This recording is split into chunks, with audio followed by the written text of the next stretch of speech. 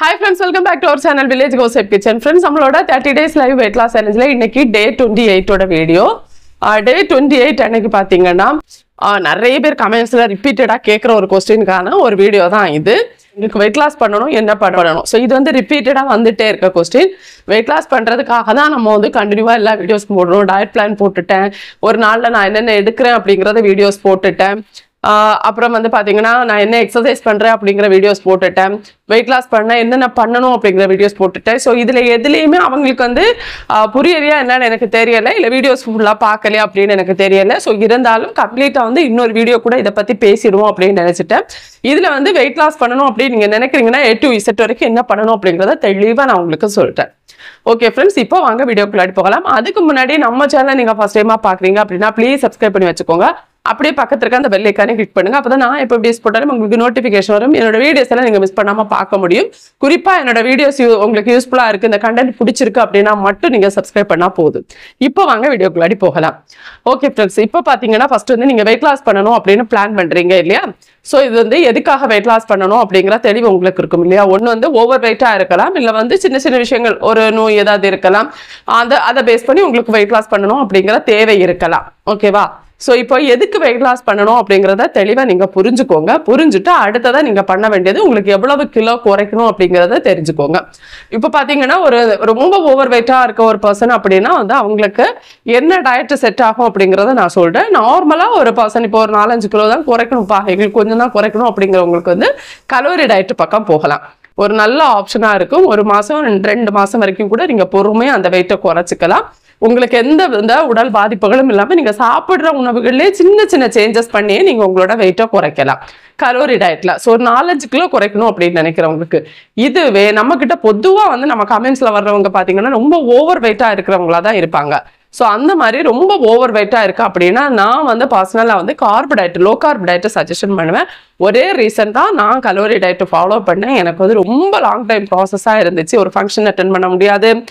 அது மட்டும் கிடையாது, என்னைக்கும் பார்க்குறப்போ ஒரே வெயிட்ல இருக்கிற மாதிரி நிறைய கமெண்ட்ஸ் நான் கேட்டேன். ஸோ அது இன்னொன்று ஒரு லெவலுக்கு மேலே வந்து நம்ம ரொம்ப டிமோட்டிவேட் ஆகும். ஸோ அதெல்லா காரணங்களையும் வச்சு சொல்கிறேன். உங்களுக்கு பொறுமை அதிகமாக இருக்கு, எனக்கு வந்து 2 வருஷம் 3 வருஷம் கூட ஓகே தான், பொறுமையாக வெயிட் லாஸ் பண்ணால் போதும் அப்படின்னு நினைக்கிறீங்கன்னா நீங்களுமே கலோரி டயட் ஃபாலோ பண்ணலாம். இல்லை எனக்கு ஃபாஸ்ட்டாக வெயிட் லாஸ் பண்ணணும் அப்படின்னு நீங்கள் நினைக்கிறீங்கன்னா நீங்கள் வந்து லோ கார்ப் டயட் ஃபாலோ பண்ணலாம். இங்க டயட் அப்படின்னா நிறைய இருக்குங்க. கலோரி டயட்லயே நிறைய வெரைட்டி இருக்கு. ஸோ அதுல வந்து நீங்க ஏதாவது ஒரு கலோரி டயட்டை தெரிஞ்சு எடுத்துக்கலாம். இல்லை நான் வந்து அது குறிப்பா வந்து லோ கலோரி டயட் அப்படின்னு இருக்கு, நார்மல் கலோரி டயட் அப்படிங்கிற மாதிரி எல்லாம் இருக்கு. ஸோ அந்த மாதிரி நிறைய இருக்கு. இதுவே வந்து நீங்க லோ கார்ப் டயட் ஃபாலோ பண்ணணும் அப்படின்னு நினைச்சீங்கன்னா அதுல வந்து பேலியோ இருக்கு, கீட்டோ இருக்கு, லோ கார்ப் டயட் தனியே இருக்கு. இந்த மாதிரி அதுலயுமே கொஞ்சம் நிறைய வெரைட்டி டயட் எல்லாம் இருக்கு. ஸோ அதுல எதுன்னு நீங்களே செலக்ட் பண்ணிக்கலாம். இன்னொன்று GM டயட்னு இருக்கு, அது வந்து ஃப்ரூட்ஸ் வெஜிடபிள்ஸ் சாப்பிடு வெயிட் லாஸ் பண்ற மாதிரி வரும். ஸோ அந்த மாதிரி இது மாதிரி நிறைய டயட் இருக்கு. என்ன டயட் அப்படிங்கிறத தெரிஞ்சுக்கோங்க. லோ கார்ப் டயட் ஃபாலோ பண்றீங்களா, கலோரி டயட் பக்கம் போறீங்களா, இதை மட்டும் தெளிவா தெரிஞ்சுட்டு அதுல ஏதாவது ஒரு டயட்டை நீங்க ஃபிக்ஸ் பண்ணிக்கோங்க. ஸோ இந்த டயட்டுக்குள்ள வரோம் நாங்கள் என்னென்ன பண்ணணும் அப்படின்னா நீங்கள் வந்து உங்கள் உடம்புல என்னென்ன பிரச்சனை இருக்குன்னு தெரிஞ்சுக்கோங்க. ஸோ உதாரணத்துக்கு பார்த்தீங்கன்னா எனக்கு வந்து என்ன நோய் இருக்குன்னு தெரிஞ்சாதான் அதுக்கேற்ற மாதிரி உணவுகளை எடுத்துக்க முடியும். இந்த PCOD, தைராய்டு அந்த மாதிரி நோய்கள் இருக்கு அப்படின்னா நம்ம வந்து அதுக்கேற்ற மாதிரி நம்மளோட டயட்ல வந்து சின்ன சின்ன சேஞ்சஸ் பண்ண வேண்டியது இருக்கும். உதாரணத்துக்கு வந்து தைராய்டெல்லாம் இருக்கிறவங்களுக்கு பார்த்தீங்கன்னா இப்போ வந்து காலிஃப்ளவர் எடுக்க முடியாது, முட்டைக்கோஸ் எடுக்க முடியாது, சிலருக்கு தக்காளி எடுக்கக்கூடாது, சிலருக்கு வந்து அது இந்த PCOD டயட்ல PCOD இருக்கு அப்படின்னா அதுக்கான டயட்ல வந்து மில்க் ப்ராடக்டே எடுக்கக்கூடாதுன்னு சொல்லுவாங்க. டெய்ரி ப்ராடக்ட்ஸ், மில்க் ப்ராடக்ட்ஸ் எதுவுமே எடுக்கக்கூடாதுன்னு சொல்லுவாங்க. உதாரணத்துக்கு இந்த பால், நம்ம டீ காஃபி நான் குடிக்கிறேன், அந்த மாதிரி டீ காஃபி குடிக்க முடியாது, பன்னீர் எடுக்க முடியாது, அந்த மாதிரி தயிர் எடுக்க முடியாது. ஸோ இந்த மாதிரி பிரச்சனை இருக்கு. அப்படி எடுத்து அவங்களுக்கு வெயிட் லாஸ் ஆகாது. ஸோ இந்த மாதிரி எல்லாம் இருக்கு. ஸோ இதுல வந்து நீங்க என்ன மாதிரி உங்களுக்கு நோய் இருக்கு அப்படின்னு தெரிஞ்சுக்கோங்க. அதே மாதிரி BP இருக்கா, சுகர் இருக்கா, அப்படி இருக்குன்னா அதுக்கேற்ற மாதிரி டயட் பிளான்ல சேஞ்ச் பண்ண வேண்டியது இருக்கும். BP சுகர் இருக்கு அப்படின்னா அவங்களுக்கு வந்து ரெட் மீட் வெரைட்டி எடுக்க முடியாது. இந்த மட்டன், பீஃப் அந்த மாதிரி ஐட்டம்ஸ் எல்லாம் இருக்கு இல்லையா? ஸோ அந்த மாதிரி வகைகள் எடுக்க முடியாது. ஸோ இந்த மாதிரி என்ன நோய் இருக்கு, உங்களுக்கு என்ன டயட் ஃபாலோ பண்ணணும் அப்படிங்கிற தெளிவை ஏற்படுத்திக்கோங்க. ஸோ 2 விஷயம், இன்னொன்னு எவ்வளவு வெயிட் லாஸ் பண்ணணும் அப்படிங்கிறத ஃபர்ஸ்டே நான் சொல்லியிருந்தேன் இல்லையா. ஸோ அதுல வந்து குறிப்பா இருந்துக்கோங்க. உங்க BMI வெயிட் அப்படின்னு நீங்க பார்க்காதீங்க. உங்களுக்கு வந்து ஒரு மிரர்ல பாக்குறப்போ உங்களுக்கு கரெக்டா இருக்கிறது, இல்ல ஒரு டாக்டரை கன்சல்ட் பண்றப்போ இவ்வளவு வெயிட் லாஸ் போதும் அப்படின்னு சொல்லுவாங்க இல்லையா, அந்த வெயிட் நீங்க குறைச்சா போதும். ரொம்ப BMI வெயிட்னு நீங்க ரொம்ப கூகுள்ல எல்லாம் பார்த்துட்டு ஓவரா வெயிட் லாஸ் பண்ணாதீங்க. நீங்க உங்க டாக்டரை கன்சல்ட் பண்றப்போ டாக்டர் வந்து உங்களுக்கு இவ்வளவு வெயிட் அதிகமா இருக்குமா, இவ்வளவு குறைங்க அப்படின்னு சொன்னாங்கன்னா அது குறைச்சா போதும். இல்ல உங்களுக்கே ஒரு பிளான் இருக்குல்ல. இப்ப பாத்தீங்கன்னா எனக்கு வந்து ஒரு 75 எல்லாம் வரப்போ நான் வந்து ஃபிட்டா இருக்கிற மாதிரி ஒரு ஃபீல் எனக்கு வரும். ஸோ அந்த மாதிரி உங்களுக்குன்னு ஒரு டார்கெட் வச்சிருப்பீங்க இல்லையா, அந்த அளவு போதும்பா அப்படிங்கிற அளவுக்கு நீங்க வெயிட் லாஸ் பண்ணா போதும். ஸோ இதை வந்து தெளிவா பதிச்சுக்கோங்க. அடுத்ததா பாத்தீங்கன்னா என்னென்ன உணவுகள் எடுத்துக்கணும் எடுத்துக்க கூடாது அப்படிங்கிற தெளிவு வந்துக்கோங்க. உதாரணத்துக்கு பாத்தீங்கன்னா நம்ம வந்து லோ கார்ப் டயட் பத்தி வீடியோஸ் போடுறப்போ அந்த நான் வந்து ஒரு டேல இப்படி சாப்பிட்றேன் அப்படின்னு வீடியோஸ் போடுறப்போ அது கீழே வந்து வர கமெண்ட்ஸ் பார்த்தீங்கன்னா அதுக்கு கீழே வந்து நிறைய பேர் கேட்குற கமெண்ட்ஸ், சிஸ்டர் வந்து இது சாப்பாடுக்கு அப்புறமா இல்லை சாப்பாடுக்கு முன்னாடி இதை சாப்பிடணுமா அப்படிங்கிற மாதிரி கேட்பாங்க. சிலர் வந்து ஃபன்னியாக கேட்குறாங்களா இல்லை சீரியஸாக கேட்குறாங்களான்னு எனக்கு தெரியல. அதாப்பா சாப்பாடே அப்படின்னு எனக்கு சொல்லலான்னு தோணும். நான் அப்படி ஏதாவது சொன்னேன்னு வச்சுக்கோங்களேன், நீங்க ரொம்ப ரூடா பேசுறீங்க அப்படின்னு சொல்லுவாங்க. எனக்கு எதுக்குப்பா வம்பு அப்படின்ட்டு நான் இப்போலாம் இந்த மாதிரி கமெண்ட்ஸ் வந்து ரிப்ளை பண்றது இல்லை. ஏன்னா அவங்க தெரிஞ்சு பண்றாங்களா இல்லை தெரியாம பண்றாங்களா அப்படின்னு எனக்குமே தெரிய மாட்டேங்குது. ஸோ அதனால நீங்க வந்து என்ன உணவுகள் எடுத்துக்கணும் அப்படிங்கிற தெளிவை வருத்திக்கோங்க. கலோரி டயட் அப்படின்னா அதுல வந்து நீங்க தோசை இட்லி எல்லாம் கூட எடுக்கிற மாதிரி இருக்கும். அதுவே வந்து லோ கார்ப் டயட்னா நீங்க தோசை இட்லி பக்கம் போகவே முடியாது, சோறு அது எதுவுமே எடுக்க முடியாது. ஸோ அதனால என்ன மாதிரி உணவுகள் எடுக்கிற டயட் அப்படிங்கிறத, என்ன மாதிரி உணவுகள் எடுக்கணும் எடுக்கக்கூடாது டயட்ல அப்படிங்கிறத தெளிவா புரிஞ்சுக்கோங்க. புரிஞ்சுட்டு டயட்டுக்குள்ள வாங்க. அதை தான் நம்ம என்ன பண்ணுவாங்கன்னா டயட்டை பத்திர புரிதல் அப்படின்னு நம்ம சொல்லுவோம். ஸோ ஒரு டயட்டுக்குள்ள வர்றதுக்கு முன்னாடி டயட்டை பத்தி கொஞ்சமாவது புரிஞ்சுக்கோங்க. இந்த டயட்ல ஏதாவது சைட் எஃபெக்ட் இருக்கா, இந்த டயட்டை ஃபாலோ பண்றதுனால எனக்கு ஏதாவது பாதிப்பு வருமா, இந்த மாதிரி அது வந்து நீங்க தேடினா கிடைக்கும். அதை பத்தின அவேர்னஸ் வீடியோஸ் இருக்கும். வீடியோஸ் அவேர்னஸ் அப்படின்னா இப்போ வந்து கண்ணாபின்னு அவேர்னஸ் பண்ணுவாங்க. அதனால எதை ஃபாலோ பண்ணணும் எதை பண்ணக்கூடாது அப்படிங்கிறது உங்களுக்கே தெரியாம இருக்கலாம். அதுக்கு ஒரு ஐடியா நான் சொல்றேன். லைவா வந்து வெயிட் லாஸ் பண்ற மாதிரி எல்லாம் இருக்கும் இல்லையா வீடியோஸ். இப்போ நான் பாத்தீங்கன்னா லாஸ்ட் 1 மந்த் லோ கார்ப் டயட்ல இருக்கேன். லாஸ்ட் 2 வீக்காக தான் இருப்பேன். ஏன்னா 1 வீக் வந்து ஃபுல்லாக நம்ம வந்து நல்லா சாப்பிட்டோம். தோசை இட்லி எல்லாம் சாப்பிட்டு தானே நீங்கள் பார்த்தீங்க இல்லையா, நான் சோறெல்லாம் கொஞ்சம் எடுத்தேன், டயட் ஃபாலோ பண்ணியிருந்தேன். லாஸ்ட் வந்து ஒரு 2 வீக்ஸாக தான் அப்படியே சேஞ்ச் பண்ணிட்டு ஃபுல்லாக அதை எல்லாமே அவாய்ட் பண்ணி எடுத்துட்டு இருந்தேன். ஸோ அதில் வந்து எனக்கு எந்த சைட் எஃபெக்டும் கிடையாதுனால ஒரு 3 monthsல 27 kg குறைக்கிறப்போ ஃபுல்லாக இதை விட ஸ்ட்ரிக்டாக நான் டயட் இருந்தேன். அப்போ அந்த பப்பாயை கூட எடுத்துக்க மாட்டேன், அந்த மாதிரி எல்லாம் இருந்தேன்னா அப்போவும் எனக்கு எந்த சைட் எஃபெக்டும் வரல. ஸோ அதனால அதை பற்றின வீடியோஸ் இருக்கும். அது வந்து லாங் டைமாக நம்ம ஃபாலோ பண்ணலாமா அந்த மாதிரி நிறைய வீடியோஸ் இருக்கும். அதில் எதை பார்த்து புரிஞ்சுக்கிட்டு நீங்கள் ஃபாலோ பண்ணலாம். இப்போ உங்களுக்கு எதுவுமே குழப்பமாக தான் இருக்கும். இவங்க வீடியோஸ்ன்னு சொல்கிறாங்க, இதில் எங்கே போய் தேடுறது அப்படின்னு தோணும். இப்போ நான் ஏதாவது சொன்னேன்னு வச்சுக்கோங்களேன், அது வந்து வேற மாதிரி பதியும். பொதுவாக பார்த்தீங்கன்னா நம்ம வந்து டயட்டிஷியன் கிடையாது. ஸோ அதனால இவங்க டயட்டிஷியனே கிடையாது, இவங்க வந்து இப்படி பேசுறாங்க அப்படி மாதிரி அந்த மாதிரி கமெண்ட்ஸ் வரும். அதனால தான் நான் எப்பவுமே சொல்றேன், நான் வந்து டயட்டிஷியன் கிடையாது. நான் எனக்கு ஃபாலோ பண்ணி என்ன ரிசல்ட் கிடைச்சோ அதை சொல்றேன். இப்படி ஒரு டயட் இருக்கு, நீங்க எதை ஃபாலோ பண்ணலாம், அது உங்களோட விருப்பம். அதை பத்தி நீங்க தேடி தெரிஞ்சுக்கிட்டு நீங்க ஃபாலோ பண்ணலாம். ஏன்னா எனக்கு வந்து ஃபர்ஸ்ட் இதை சொல்லித்தர யாருமே இல்லாம இருந்தாங்க.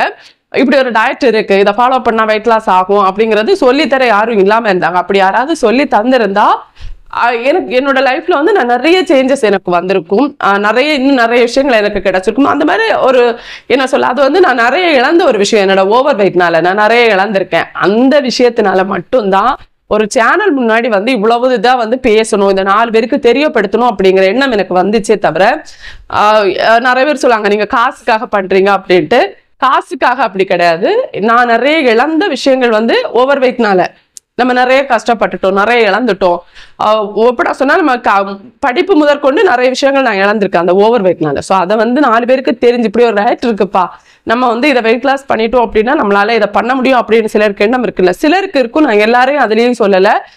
ஓவர் வெயிட்டா இருக்கிறது தப்பு கிடையாது. அதை வந்து ஓகே எனக்கு போதும், எனக்கு இந்த உலகத்தை ஃபேஸ் பண்ண முடியும் அப்படிங்கிறவங்க இருப்பாங்கல்ல, நான் அவங்களுக்கு ஒரு பெரிய சல்யூட் தான் சொல்லுவேன் உண்மையை சொன்னா. ஸோ அந்த மாதிரி இருக்கிறவங்களுக்கு பிரச்சனை கிடையாது. ஆனால் என்ன மாதிரி அதை ஒரு பெரிய ஒரு பிரச்சனையாவே எடுத்து லைஃபை தொலைச்ச சிலர் இருப்பாங்க இல்லையா, தொலைக்கிறதுக்கு என்ன சொல்ல, அதை எப்படி சொல்றதுன்னு எனக்கு தெரியல. ஸோ அந்த மாதிரி சிலர் இருப்பாங்க, அவங்களுக்கு யூஸ்ஃபுல் ஆகட்டும் அப்படிங்கிற ஒரே எண்ணத்துல மட்டும்தான் நான் வீடியோஸ் போடுறேன். அது மறுபடியும் நான் பதிவு பண்ணியே ஆகணும். ஏன்னா நான் மறுபடியும் சொல்றது, நான் டயட்டிஷியன் கிடையாது. ஸோ அதனால தான் நான் சொல்றேன், நீங்க தேடி பார்த்து இப்படி ஒரு டயட் இருக்கு, லோ கார்ப் டயட் இருக்கு, ஃபாஸ்டா உங்களுக்கு வெயிட் லாஸ் பண்ணலாம், எனக்கு தெரிஞ்சு எனக்கு எந்த சைடு எஃபெக்டும் இல்லை, அதை வந்து நீங்க தேடி தெரிஞ்சுக்கிட்டு அதுக்கப்புறமா நீங்க டயட்டை ஃபாலோ பண்ணலாம். ஸோ இப்போ வந்து லோ கார்ப் டயட்ல என்னென்ன எடுத்துக்கலாம் எடுக்கக்கூடாது அப்படிங்கறது வந்து ஆல்ரெடி வீடியோ போட்டிருக்கேன், அதை நீங்க பார்த்து தெரிஞ்சுக்கோங்க. அடுத்தது பாத்தீங்கன்னா எக்ஸசைஸ். நிறைய பேருக்கு டவுட், ஓவர் வெயிட்டா இருக்கும் சிஸ்டர், எங்களால எக்ஸசைஸ் எல்லாம் பண்ண முடியல, ஆனா வெயிட் லாஸ் பண்ணணும் அப்படின்னு கேட்பாங்க. அதுக்கு நீங்க வந்து லோ கார்ப் டயட் நான் சொல்லுவேன். எக்ஸசைஸ் பண்ணாம கூட உங்களுக்கு வெயிட் லாஸ் ஆகுங்க. ஃபுட் கண்ட்ரோல்ல வந்து வெயிட் லாஸ் ஆகும். ஆனால் நான் அப்படிதான் பண்ணேன், 3 மாசம் கண்டினியூவா 27 kg குறைச்சு. எனக்கு அப்போ வந்து எக்ஸசைஸ் பண்ண முடியாது, ஓவர் வெயிட், நல்லா நடக்க முடியாது, முட்டி வலி இருந்துச்சு, மூச்சு திணறல் இருந்துச்சு, எக்ஸசைஸும் எனக்கு பண்ண முடியாது, அந்த மாதிரி இருந்துச்சு. ஒரு 3 மாசத்துக்கு அப்புறமா தான் வாக்கிங்கே நான் ஸ்டார்ட் பண்ணியிருந்தேன். மெதுவாக வாக்கிங் பண்றது, சின்ன சின்ன எக்ஸசைஸ் பண்றதுல அதுக்கப்புறமா தான் ஸ்டார்ட் பண்ணேன். அந்த 27 கிலோ குறைச்சதுக்கு அப்புறமா தான் நான் ஃபாலோ பண்ணேன். ஸோ அதனால வந்து எங்களுக்கு எக்ஸசைஸ் பண்ண முடியாது அப்படிங்கிறவங்களும் லோ கார்ப் டயட் ஃபாலோ பண்ணலாம், அதில் உங்களுக்கு வெயிட் லாஸ் ஆகும். இன்னொன்று, சிலர் வந்து நல்லா சாப்பிட்டு பழக்கப்பட்டவங்களா இருப்பாங்க, அவங்களால வந்து எல்லா சாப்பாடும் அவாய்ட் பண்ண முடியாது. உதாரணத்துக்கு எனக்கு பார்த்தீங்கன்னா, நான் இந்த ஃபிஷ்ஷு சிக்கன் எல்லாம் அவாய்ட் பண்ணி இருக்கிற டயட் வந்து வேண்டவே வேண்டாம்னு நினைக்கிற ஒரு ஆள். ஏன்னா அது நல்லா எனக்கு பிடிக்கும். நாங்கள் எங்கள் கன்னியாகுமரியை பொறுத்த வரைக்கும் இங்கே இருக்க எல்லாருக்குமே அது தெரியும், வாரத்தில் 7 நாள் நான்வெஜ் சாப்பிட்ற ஒரு ஊர் இது. ஸோ இந்த ஊரில் இருக்கிறவங்களால அந்த நான்வெஜ் இல்லாமல் இருக்க முடியாது, அது ரொம்ப கஷ்டம், அதை சொல்லவே முடியாது. எப்படி நம்ம சாப்பாடு இல்லாமல் இருக்கோமோ அதை விட எங்களுக்கு கஷ்டமா இருக்கும் நான்வெஜ் இல்லாமல் இருக்கிறது. ஸோ அதனால தான் நான் இந்த லோ கார்ப் டயட் வர்றதுல இன்னும் நல்ல இன்ட்ரெஸ்டாக எனக்கு இருந்துச்சு. எனக்கு பிடிச்ச நான்வெஜ் எல்லாம் சாப்பிடலாம், அது ஏதோ ஒரு விதத்தில் எப்படியோ செஞ்சு சமைச்சு சாப்பிடலாம்ப்பா அப்படிங்கிற அந்த ஒரு இது இருந்துச்சு. ஸோ அதனால நான்வெஜ் சாப்பிடணும்னு நினைக்கிறவங்களுக்கெல்லாம் இந்த டயட் வந்து ஒரு வரப்பிரசாதம்னு சொல்லலாம். ஓகே ஃப்ரெண்ட்ஸ், நீங்க கேட்டுட்டு இருந்ததுக்கெல்லாம் பதில் கிடைச்சிருக்குன்னு நினைக்கிறேன். டாக்டரை கன்சல்ட் பண்ணுங்க, என்ன நோய் இருக்குன்னு தெரிஞ்சுக்கோங்க, உங்களுக்கு எவ்வளோ வெயிட் லாஸ் பண்ணணும்னு தெரிஞ்சுக்கோங்க, அது எவ்வளோ நாளில் குறைக்கணும் அப்படிங்கிற பிளான் போட்டுக்கோங்க.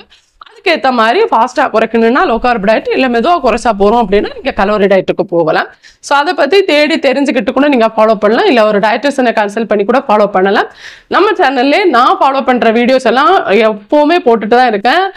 சேனல் ஆரம்பித்த காலத்துலேருந்து போட்டுட்டு இருக்கேன். நீங்கள் பழைய வீடியோஸ் எல்லாம் போய் பார்த்தா கூட கண்டிப்பாக உங்களுக்கு கிடைக்கும், நிறைய சேலஞ்ச் வீடியோஸ் இருக்குது. ஸோ நீங்கள் அதை ஃபாலோ பண்ணி கூட வெயிட் லாஸ் பண்ணலாம், அது உங்களோட விருப்பம், முழுசாக எல்லாமே உங்களோட விருப்பம் தான்.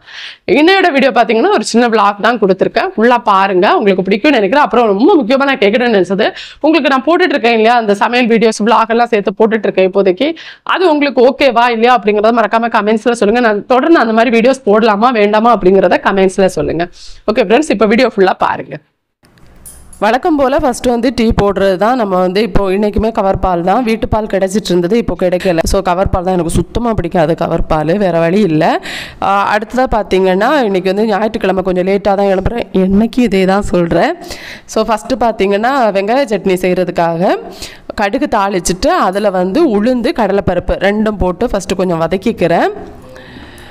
அடுத்ததாக பார்த்தீங்கன்னா இந்த பக்கம் டீ ரெடி ஆகிடுச்சு, டீ தூள் போட்டுட்டேன். அடுத்து பார்த்தீங்கன்னா வெங்காயம் கட் பண்ணி வச்சுருக்கேன், அதில் வெங்காயம் ஒரு 6-7 பல்லு பூண்டு அவ்வளோவும் போட்டுட்டு அதை வந்து நல்லா வதக்கிக்கிறேன். அது வதங்கட்டும். டீ ரெடி ஆகிடுச்சு. அடுத்ததான் அந்த தோசைக்கல் அடுப்பில் வச்சுருக்கேன். இப்போ சின்னவளுக்கு வந்து பால் தான் ரெடி பண்ணிகிட்ருக்கேன், அதனால் அவளுக்காக பால் வந்து ஆற்றி எடுத்து வச்சுக்கிறேன். எனக்கும் மற்றவங்களுக்கும் வந்து டீ, எனக்காக கொஞ்சம் டீ எடுத்துக்கிறேன், மற்றவங்களுக்கு சுகர் போட்டு எடுத்துக்கணும். அதனால் ஃபஸ்ட்டு வந்து எனக்கான டீயை எடுத்து வச்சுட்டு அடுத்ததான் மற்றவங்களுக்கு வந்து அரை கப்பு வர மாதிரி டீ வந்து சுகர் போடாமல் எடுத்துட்டு மற்றவங்களுக்கு சுகர் போடுறதுக்காக தனியாக எடுத்து வச்சுருக்கேன். அவ்வளோதான். அடுத்தது பார்த்திங்கன்னா இந்த பக்கம் வந்து தோசைக்கல்லில் வந்து நான் இந்த மாதிரி எண்ணெய் அப்ளை பண்ணி கொடுத்துட்டு, அந்த துணி இருக்கும் இல்லையா, துணி வச்சு கல்லில் வந்து எண்ணெய் இந்த மாதிரி தேய்ச்சி கொடுத்துட்டு தான் நான் தோசை சுடுவேன். நிறைய பேர் எண்ணெயை கோரி ஊற்றி சுடுவாங்க. உண்மையாக சொல்லிட்டு அதெல்லாம் நம்ம வந்து ஹோட்டலில் சாப்பிட்றதுக்கு சரி, வீட்டில் வந்து அந்த தப்பை பண்ணாதீங்க. எப்போவுமே தோசைக்கல்லில் வந்து இந்த மாதிரி எண்ணெய் அப்ளை பண்ணி கொடுங்க. எண்ணெய்க்கோ ஒரு நாளைக்கு ஆசையாக இருக்குது அப்படிங்கிற பட்சத்தில் கொஞ்சம் ஆயில் வந்து ஊற்றி தோசை சுடுங்க. தோசை சுடுறது அப்படிங்கிறது கண்டிப்பாக வீட்டில் நம்ம எண்ணெயை தேய்ச்சி கொடுத்து தான் சுடணும். இப்போ இந்த பக்கம் பார்த்திங்கன்னா வெங்காயம் வந்து வதங்கிடுச்சு, அதில் வந்து ஒரு கொஞ்சமாக புளி சேர்த்துருக்கேன். புளியும் சேர்த்து வதக்கிட்டு இப்போ அதில் தேவையான அளவுக்கு உப்பு, மஞ்சள் தூள், மிளகாய்த்தூள், மல்லித்தூள் சேர்க்குறேன். இது வந்து மல்லியும் மிளகாய்த்தூளும் வந்து உங்களுக்கு முழுசாக இருக்குது அப்படின்னா அதை போட்டுக்கலாம், பவுடர் சேர்க்காமல் முழுசாக போட்டுக்கலாம். நான் தூளாக தான் சேர்த்துக்கிறேன். வரமிளகா சேர்த்திங்கன்னா தான் இன்னும் நல்லாயிருக்கும். அந்த வத்தல் மிளகா இருக்கு இல்லையா, அது சேர்த்தா தான் நல்லாயிருக்கும்.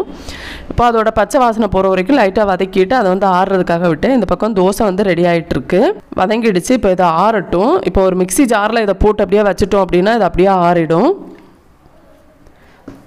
ஆறுனதுக்கப்புறமா மிக்சியில் போட்டு நம்ம அரைச்சி எடுத்துக்கலாம். இப்போ அரைச்சி எடுத்துகிட்டு வந்துட்டேன். அடுத்தது பார்த்திங்கன்னா சட்னிக்காக தாளிச்சிட்ருக்கேன். தேங்காய் எண்ணெய் தான் சேர்த்துக்கிறேன்னா, தேங்காய் எண்ணெய், கடுகு, கறிவேப்பிலை போட்டு தாளித்து கொட்டிட்டோம் அப்படின்னா சட்னி ரெடி ஆகிடுச்சு. அவ்வளோதான். ரொம்ப டேஸ்ட்டாக இருக்கும் இந்த சட்னி. வெங்காய சட்னி கூட சூடாக தோசை சுட்டு வச்சு சாப்பிட்றதுக்கு அப்படி ஒரு டேஸ்ட்டாக இருக்கும். நான் அதெல்லாம் ரொம்ப மிஸ் பண்ணுறேன். அவ்வளோதான். இப்போ சட்னி ரெடி ஆகிடுச்சு. அடுத்தது பார்த்திங்கன்னா இப்போது குழம்புக்கெல்லாம் சேர்த்து தேங்காய் துருவுறதுக்காக எடுத்துகிட்ருக்கேன். இப்போ தேங்காவை துருவி வச்சுட்டு அடுத்த வேலையை பார்த்துக்கலாம் அப்படின்ட்டு. இன்றைக்கி வந்து மீன் குழம்பு தான், இன்றைக்குமே மீன் குழம்பு தான். ஸோ மீன் குழம்பும் வச்சுட்டு அது கூட வந்து உருளைக்கிழங்கு பொரியலும் வைக்கிறதுக்கு பிளான் பண்ணியிருக்கேன் வீட்டுக்கு. இப்போது குழம்பு மீனுக்கான மசாலா ரெடி பண்ணிக்கலாம் இல்லையா. துருவின தேங்காய், பூண்டு, அப்புறம் பார்த்திங்கன்னா சின்ன வெங்காயம், இஞ்சி அவ்வளோவும் போட்டு ஃபஸ்ட்டு அரைச்சி, ஜீரகம் அவ்வளோவும் சேர்த்து அரைச்சி எடுத்துகிட்டு வந்தேன். அது கூடவே வெந்தயம், அப்புறம் வந்து மிளகு, ஓமம் வறுத்து வச்சுருக்கேன், அதையும் சேர்த்து அரைச்சி எடுத்துகிட்டு வந்தேன். அடுத்ததான் மல்லித்தூள், மசாலா தூளெல்லாம் போட்டு மஞ்சள் தூள், மிளகாய் தூள், மல்லித்தூள் போட்டு தண்ணி ஊற்றி அரைச்சி அதை தனியாக எடுத்து வச்சுட்டேன். இப்போது சாலை மீன் தான் இன்றைக்கி நான் வாங்கியிருக்கேன். எங்கள் ஊரில் இதை சாலைன்னு சொல்லுவோம் நாங்கள். அதை வந்து சுத்தம் பண்ணி எடுத்து வச்சுக்கிறேன். மீனை வந்து மொத்தமாக ரெடி பண்ணி வச்சுட்டோன்னா நாளைக்கு வந்து கொஞ்சம் எடுத்துக்கலாம், இன்றைக்கி வந்து கொஞ்சம் குழம்பு வச்சுக்கலாம் அப்படின்னு நினச்சேன். இப்போ அரைச்சி வச்சுருக்க தேங்காய் விழுதும் அது கூட மிளகாய் இருக்குது, பச்சை மிளகாய் எல்லாம் போட்டு தேவையான அளவுக்கு புளிக்கரைசலும் போட்டு கரைச்சி வச்சுட்டு மசாலா வந்து கொஞ்சம் கொதித்து வந்ததுக்கப்புறமா சுத்தம் பண்ணி வச்சுருக்க மீனை போட்டு தேவையான அளவுக்கு உப்பும் போட்டு நம்ம குழம்பை ரெடி பண்ணிக்கலாம். மீன் குழம்புல கடைசியாக தாளித்து கொட்டினோன்னா நல்ல டேஸ்ட்டாக இருக்கும். ஆனால் இன்றைக்கி நான் தாளித்து கொட்டலை.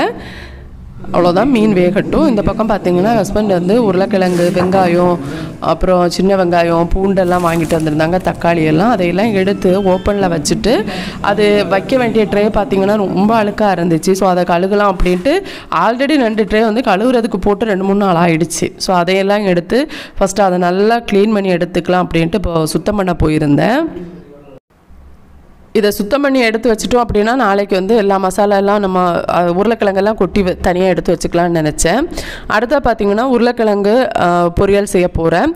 வீட்டில் எல்லாருக்குமே ரொம்ப பிடிச்ச பொரியல். இந்த பொரியல் செய்கிறப்போ குழந்தைங்க ரொம்ப விரும்பி சாப்பிடுவாங்க, எனக்குமே ரொம்ப பிடிக்கும். நானுமே லஞ்சுக்கு வந்து கொஞ்சமாக 2-3 பீஸ் எடுத்து சும்மா சாப்பிட்ருந்தேன். நாளைக்கு வெயிட் குறையுமா என்னன்னு எனக்கு இப்போது பதட்டமாக இருக்குது. கடுகு, கருவேப்பிலெல்லாம் தாளித்து வச்சுட்டு ஒரு பெரிய வெங்காயம் கட் பண்ணி வச்சுருக்கேன். அதை போட்டு பெரிய வெங்காயம் லைட்டாக வதங்கினதுக்கப்புறமா கட் பண்ணி வச்சுருக்க ஒரு 4 உருளைக்கிழங்கு பெரிய சைஸ் கட் பண்ணி வச்சுருந்தேன், கொஞ்சம் பெரிய பீஸாக கட் பண்ணி வச்சுருந்தேன். அதை போட்டுட்டு தேவையான அளவுக்கு உப்பு போட்டு இதை மூடி போட்டு நம்ம ஆவியிலே வேக வச்சு எடுத்துக்கலாம். இது நல்லா வெந்ததுக்கப்புறமா இதில் மசாலா சேர்த்துக்கலாம். உருளைக்கிழங்கு எனக்கு ரொம்ப பிடிக்கும். நான் சும்மா டேஸ்ட்டு பார்க்கவாது ஒன்று எடுத்து வாயில் போட்டுருவேன் உருளைக்கிழங்கு செஞ்சுட்டேன் அப்படின்னா. அந்த மாதிரி தான் இன்றைக்கி ஒரு 2-3 பீஸ் எடுத்து வாயில் போட்டேன். எனக்கு உருளைக்கிழங்கு எடுத்தோன்னா வெயிட் லாஸ் ஆகாது, வெயிட்டு அப்படியே நிற்கும், இல்லைனா வெயிட் கெயின் பண்ணி விட்டுடும். எனக்கு ரொம்ப பயம் இருந்தாலும் என்னால் கண்ட்ரோல் பண்ண முடியாமல் அது சமைக்கிறப்போ 2 பீஸ் உருளைக்கிழங்கு மட்டும், உருளைக்கிழங்கு தானே 2 சின்ன பீஸ் தானே அப்படின்னு எடுத்து வாயில் போட்டேன். நாளைக்கு அதோட ரிசல்ட் எப்படி இருக்குன்னு நாளைக்கு தான் எனக்கு தெரியும். டயட்டு முடிய போகிற நாள் பார்த்து இந்த தப்பை பண்ணிவிட்டேன். எனக்கு அது ரொம்ப கஷ்டமாக இருந்துச்சு. மஞ்சள் தூள், மல்லித்தூள், மிளகாய் தூள் அவ்வளோவும் போட்டு நல்லா வதக்கிட்டு அந்த பச்சை ஸ்மெல் போனதுக்கப்புறமா அடுப்பு ஆஃப் பண்ணி விட்டிங்கன்னா உருளைக்கிழங்கு பொரியல் ரெடி ஆகிடுச்சு. ரொம்ப ரொம்ப ரொம்ப டேஸ்ட்டாக இருக்கும். மீன் குழம்புமே ரெடி ஆகிடுச்சு. வேலை குழம்பு வைக்கல, அதனால் கொஞ்சம் குழம்பு மாதிரி வச்சு எடுத்திருந்தேன். காலை உணவுக்கு இன்றைக்கும் கொஞ்சம் பப்பாயா தான் எடுத்திருந்தேன், கொஞ்சம் தான் எடுத்திருந்தேங்க. இன்றைக்கி காலை உணவுக்கு தான் எடுத்திருந்தேன். லஞ்சுக்கு என்ன பண்ணிட்டேன்னா ஒரு ஆப்பிளும் ஒரு முட்டையும் வேக வச்சு எடுத்திருந்தேன். கொஞ்சம் பெரிய சைஸ் ஆப்பிள் தான். என்ன ஆச்சுன்னா லஞ்சுக்கு வந்து நான் சொன்ன மாதிரி 2 பீஸ் வந்து உருளைக்கிழங்கு சாப்பிட்ருந்தேன், அதனால் வேறு எதுவும் எடுத்துக்கல. டின்னர் அதனால் எடுக்கவே இல்லைன்னா ஒரே ஒரு டீயோட முடிச்சு. இன்னைக்கு காலையில் என்னோடய வெயிட்டு பார்த்தீங்கன்னா 76.800 இருக்கேன். அதிலேயே மெயின்டைன் ஆகிட்டு இருக்கு. வெயிட் குறையவே இல்லை, அப்படியே இருக்குது. பார்க்கலாம் நாளைக்கு.